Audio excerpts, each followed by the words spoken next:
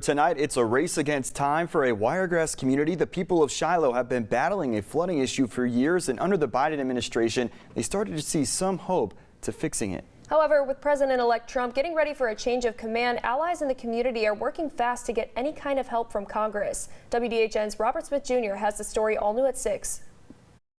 As President-elect Donald Trump is filling up his next cabinet for his second administration, the Bullard Center, spearheaded by Dr. Robert Bullard and his allies, are turning up the pressure on Secretary Pete Buttigieg under the current administration to fulfill his promise of fixing flooding in the Shiloh community before the transition. We can be hopeful, but it's not likely that the incoming administration would take this issue as a priority issue. So this ball is in Secretary Pete Buttigieg's lap. Right now, they are in the process of sending an open letter to Secretary Buttigieg urging him to formalize a binding agreement that can't be broken no matter the administration within the next 2 months to have money available if a resident wants to be bought out or wants to relocate, as they should have the opportunity. But we're saying before you leave, do not leave the community behind. Do not leave them drowning.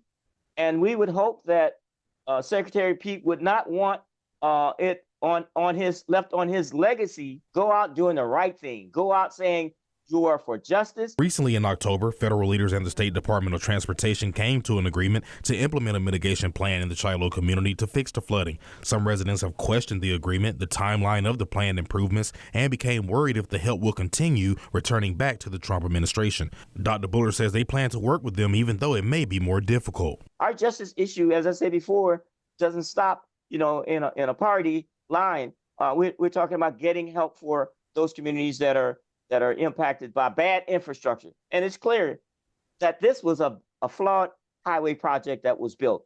Dr. Bullard says the communication between federal, state, and residents has been slow, which he believes is on purpose, and it does nothing for improving trust. He says the last part of this year will be an intense final push to get federal leaders under this administration to make a commitment as time is running out and the stakes are high. We're pressuring to get Zooms call, and we're also pressuring to get a face-to-face, a sit-down, so that the Secretary Pete and Assistant Secretary Coles can look the residents that went to Washington, months ago, look them in the face and say to them what they're going to do or what they can't do or what they're not going to do. Reporting Robert Smith, WDHN News for the Wiregrass.